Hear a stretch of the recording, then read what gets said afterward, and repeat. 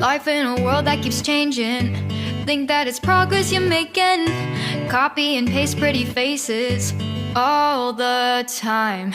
Pictures so perfect we play. Hello, everyone. Welcome to Anointed Lady TV, the home of news and politics. If it is your first time in this channel, you are highly welcome. Thank you so much for stopping by. And if you like what we do on this channel, hit on the subscribe button. Also put on the notification bell so you'll be notified by YouTube anytime we drop a new video. And if you are returning subscribers, thank you very much for always coming back to watch our videos. On this platform, we drop videos every day and we react to every video that come our way. And on this very video, I will be watching with you. And after watching, let's go to the comment section and drop our opinion constructively. Like our videos and also share our videos if possible. See you next time in my next video. And chairman of the Economic Community of West African States, ECOWAS, yesterday briefed the Economic Community of Central African States, ECOWAS, on the political impasse in the Republic of Niger and assured it that ECOWAS was doing everything possible not to compound the situation in the country. Tinubu, who spoke when he received in audience a special envoy of President Ali Bongo Ondimba and the Minister of Foreign Affairs of the Republic of Gabon, Mr. Herman Imongo, at the State House Abuja, however, welcomed the solidarity support offered by group and also promised to work with Bongo. This was as the ECOWAS military chiefs have set Thursday and Friday for further deliberations in Accra, Ghana, as part of efforts to assess options open to them in resolving the political impasse in Niger following the ouster of President Mohamed Bazoum by a junta led by General Abdurrahmane Chiani. Meanwhile, at least 17 soldiers died in a jihadist ambush in Niger, the government said, in a reminder of the nation's deep security crisis as the military rulers face off against neighbors determined to reverse last month's coup. Joining us now on the morning show from Tennessee in the United States as we discuss the Niger coup crisis, the French Francophone country's uprising and what ECOWAS must do to ensure that peace continues in West Africa and indeed Africa, is Her Excellency Dr. Arikana Chihombori Kwao, former permanent representative to the African Union Mission in Washington, D.C. She is joined by Dr. Victor Hai, former Nigerian presidential candidate and global affairs analyst. Good morning and welcome to the morning show. Good morning and thank you for having me. Well, thank you, Dr. Kwao, for joining us. I understand it's 3 a.m. in Tennessee. Well, thank you very much indeed for honoring our invitation. And no problem. Thank you very much indeed. Now, I would like to start with you. France is under heavy fire across its former colonies in Africa. Mali has broken off about 11 accords, including the defense accord. Burkina Faso has also, broken off from the double taxation policy that favors France. In Mali, people are protesting on the streets, saying, look, they are tired of France. France should get out. Well, did you foresee this when earlier, or much earlier, you projected that, look, neocolonialism cannot work in Africa and that Africans should be allowed to determine their own destiny? What's your take on the role of France in the crisis, particularly in Niger? Well, I think the writing has been on the wall for a long time when it comes to France. It was just a matter of time. What's happening now in Africa is a revolution similar to what saw the demise of the mighty Roman Empire, a revolution similar to what we saw with the fall of the mighty British Empire. There is no way that the West would have continued to exploit and plunder African natural resources, abuse the Africans for as long as they have. The end is here, and I hope France does see the writing on the wall. This is just the beginning of the African Revolution, and it is not going to stop. I think that France has gotten away with a lot over the years, and it's not just France, most of the Western powers for that matter. But I would hope that they would see that what's happening in Niger and what has happened in the other countries in West Africa is a very significant movement that I hope the West will look at it and consider it very seriously in terms of their policies on Africa, their foreign policies on Africa. What they have done in the past is simply not going to work anymore. All right, thank you very much. Now, Mr. Okai, I'd like to come to you with regards to just following up from what Dr. Kwai had mentioned in terms of the fact that this is a revolution. We've seen this play out in the past as cited with other empires who have fallen. If Niger and other West African countries, as we've seen with the coups that happened, are revolting against France, do you think it's an opportunity for other Western countries or international neo-colonialists who want to come into these countries like Russia, we've cited countries like that, who would want to take advantage of this coup? Would this present an opportunity for them to do that, or would it be an opportunity for Africa to finally fully break away from colonialism? Thank you very much. Well, this is the opportunity. Obviously, with every crisis, new opportunities arise. I think that I'd rather start from the African perspective. What this does present for Africa now is an opportunity to begin to renegotiate its trade policies, its economic policies with these Western powers. At the heart of, the source of all of this problem is the Industrial Revolution, that started in the 19th century, and there was a need then for these countries to feed these industries with resources which they didn't have in their places. After slavery, that was the next level, and so it has continued. So it has always, favored them to get these resources to feed their factories and their manufacturing concerns at the expense of Africans. We have been impoverished for so long, and this has gone on for too long. But the good thing right now is that one of the legacies of colonialism, if you like, is what you call Western education. And today, particularly with globalization and with the way technology is right now, what they know, we know. And so, the child has grown up to be a man, and he now knows his father's inheritance. That is where we are at the moment, and it is time for Africans to demand for their inheritance and what rightfully belongs to them. And how is this going to happen? It will now be on our own terms. As what is happening, now we begin to look and say to ourselves, who are our real friends? You want our resources? Let's talk. It has to be on our own terms. And I'm hoping that this is sustained.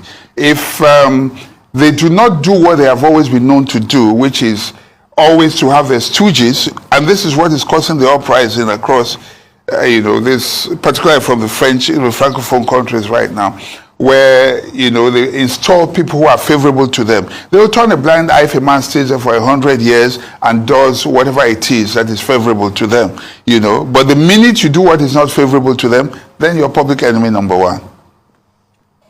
Okay, good to see you, Our Excellency, Dr. Arkana. Thank you so much for all you do for Africa. You've been a beacon of hope and inspiration, and thanks for standing tall for Africa. I just needed to say this to you. But I'd like to ask you this. Has the revolution truly begun? Is Africa really free? Because what we call revolution, to me, just looks like a cataclysmic action that is not directed towards anything.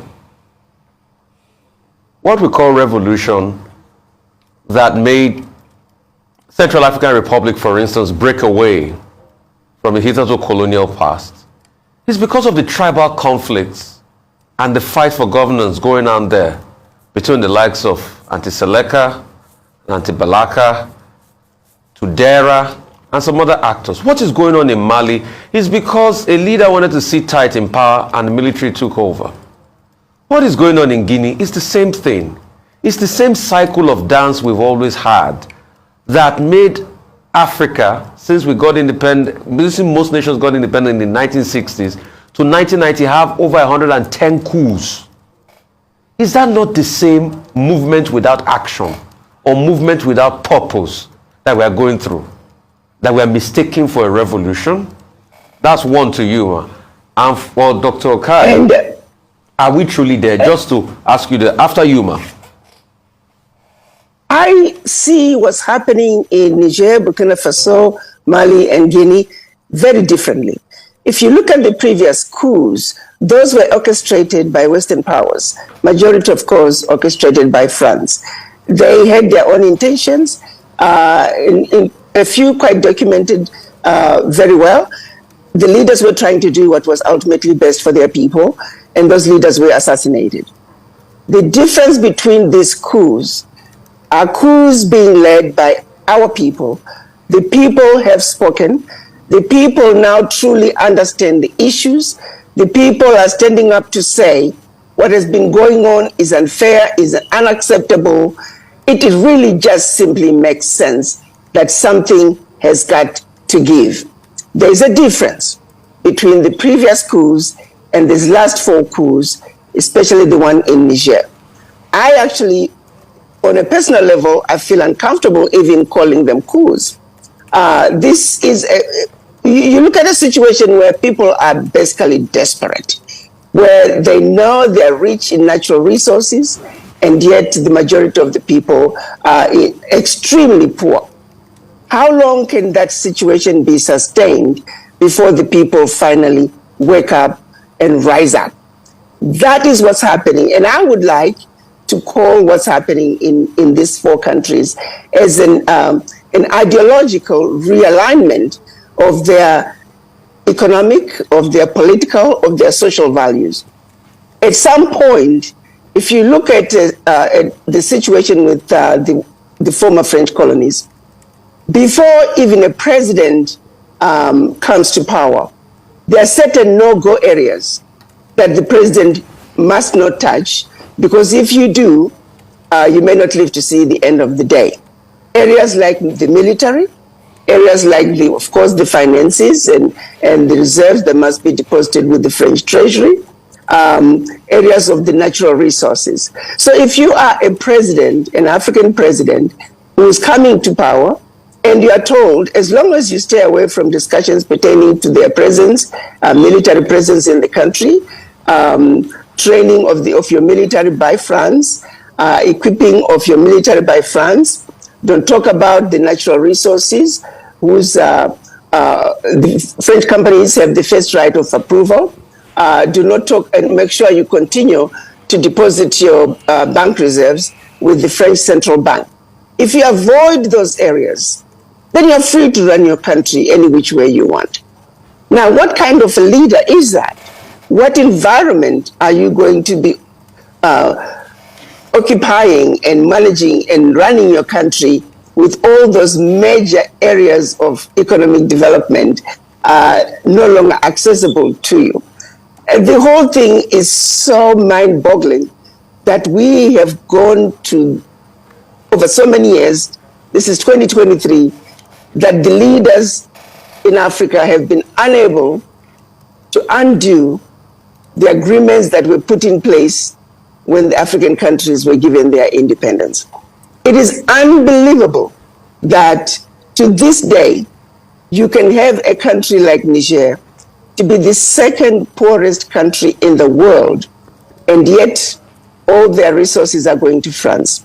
Most of Niger is not electrified, while their uranium is electrifying France and Europe.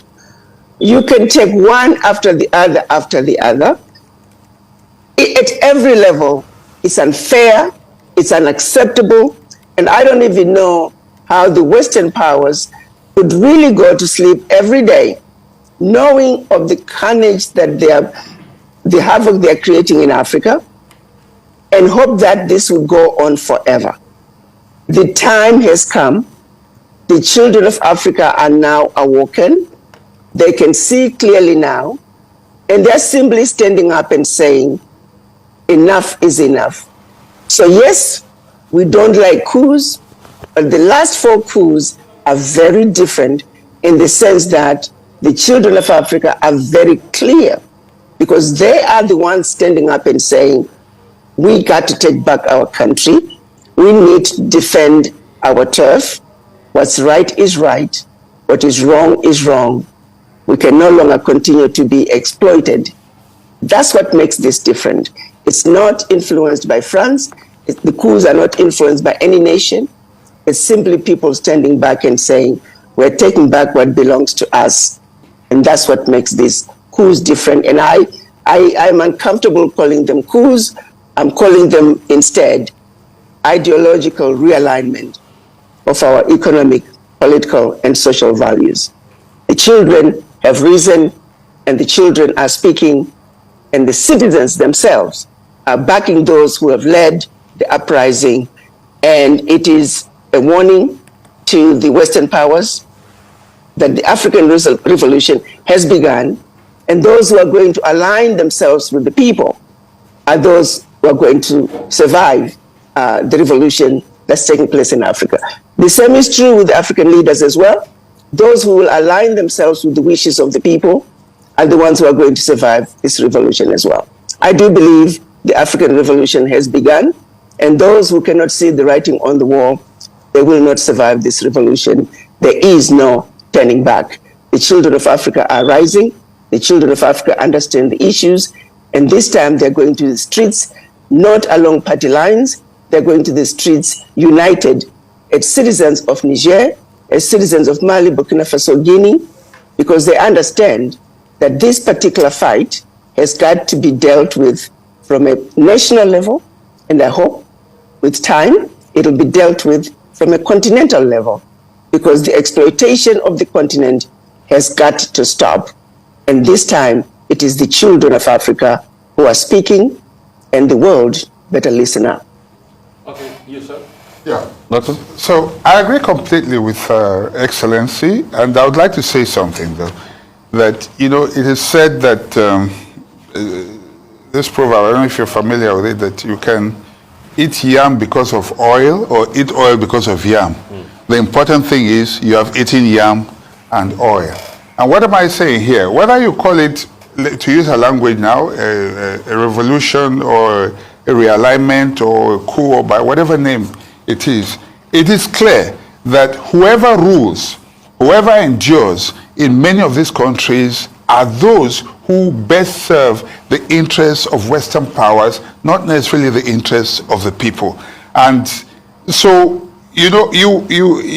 from historically from the Southwest here, you know that when you have an Oba, and please correct me if I'm wrong, about what I'm about to say now, who goes against the wishes of the people, he's served traditionally the eggs of a parrot. I don't know if you're familiar with that. Or what that simply means is the minute you are served with that, just go commit suicide. It means the people no longer want you. So whereas, yes, traditionally you may have ascended the stool traditionally, the right way, you are the king, but the minute you go against the people, you're served the parrot's egg. I see this as being served the parrot's egg. It is time, the people have said, and it is time for the people to take over the power, because truly power belongs to the people. That's where it resides, and it is the people that give power to whoever it is that rules over them. Okay, Dr. Kwao, let me come back to you. I like the point you made about ideological realignment in Niger. Well, ECOWAS doesn't seem to think so. So ECOWAS defense chiefs are meeting today and tomorrow in Accra, Ghana, to decide on the mode of military intervention in Niger, which is one of the options that the ECOWAS heads of state and governments had put on the table. On Monday, however, the African Union Peace and Security Committee met, and that body, was divided about military intervention in Niger. They couldn't form a consensus on that issue. So you have two different positions. AU not deciding on military intervention. ECOWAS defense chiefs meeting today, tomorrow in Accra, Ghana. Do you think that ECOWAS putting military intervention on the table announcing a standby force, has put a good option on the table. I don't think it's a good option. And I would want to ask the same people who are sitting at the table having those discussions about having a military intervention in Niger. Let me remind you that there are other coups that we are not talking about, that we should be talking about. By France forcing Niger to send all its natural resources to France, that's a coup. By France having its own military in Niger and forcing Nigerians that you can only be trained by France, that is a coup. By forcing Niger to deposit 50% of its reserves with France, that is a coup. The question I have for those who are sitting on the table, during those ECOWAS meetings, during those AU peace and security meetings, what have you done about those coups? Take those 3 coups, multiply by 14, because that's what's happening in the 14 former French colonies. Those are deadly coups that have been taking place for decades. And you, ECOWAS, have done nothing about those coups. I need them to also answer and give us remedy as to how they are going to handle those coups. Make no mistake about it. Those are coups against the African citizens in those countries. And while they discuss what they would like to do with Niger, I would also want them to table those coups and come up with a solution as to what needs to be done. Because behind those coups that I just described from France, there are millions of children who are dying from starvation. There are millions of children who are going to bed with an empty stomach. There are millions of African youth who are unemployed. There are millions of women who are dying while giving birth to another life. I need them to put that on the table as well. If their interests are truly about the Africans, let's look at the global view of the issue. Let's have a bird's eye view of the issue and have a frank and fair and honest discussion about what is really going on in Africa. I do know that I don't think the carnage that's going on in Africa is what ECOWAS is all about. Leadership is about the people. It's about creating a better life for the people.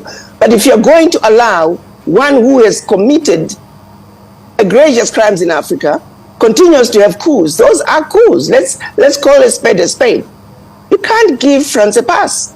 So also let us know what you intend to do about those ongoing economic and political coups that are being imposed on those 14 French countries, former French colonies by France. So to just talk about what's happening in Niger alone, in isolation, and not go to the root causes of the genesis of why what's happening is happening, that simply does not make any sense. And I would hope military intervention in Niger is not an option.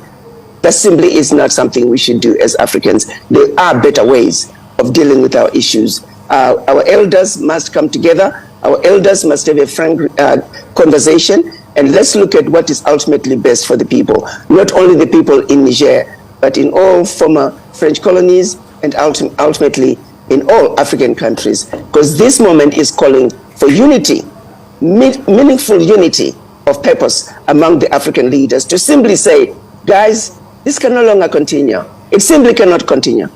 The people have spoken, and I hope our leadership would listen. Well, thank you very much, Dr. Kwao, for joining us, and thank you also, Dr. Hai, for being with us in the studio this morning. Thank you very much. Ladies and gentlemen, good day, my brothers and sisters, my mommies and my daddies over there. Is your sister again, your doctor, your friend, your girl, Anointed Lady TV.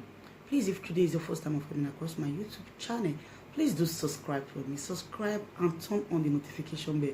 So each time I upload any video, you will be notified. So in this my channel, I will be bringing up many things to you in which you will benefit from it. I do talk show, I do news, anything you want to talk about, I am into it. Please subscribe and turn on the notification bell. So each time I upload any video or each time I'm on live on YouTube, you will be notified. Thank you very much for always being there for me. Please do subscribe for me, and as you do so, God will richly bless you and meet your heart desire. Thank you very much. I love you all. Ladies and gentlemen, good day, my brothers and sisters, my mummies and my daddies over there. It's your sister again, your doctor, your friend, your girl, Anointed Lady TV. Please, if today is your first time of coming across my YouTube channel, please do subscribe for me. Subscribe and turn on the notification bell. So each time I upload any video, you will be notified. So in this my channel, I will be bringing up many things to you in which you will benefit from it. I do talk show, I do news, anything you want to talk about, I am into it. Please subscribe and turn on the notification bell. So each time I upload any video or each time I'm on live on YouTube, you will be notified. Thank you very much for always being there for me. Please do subscribe for me, and as you do so, God will richly bless you and meet your heart desire. Thank you very much. I love you all.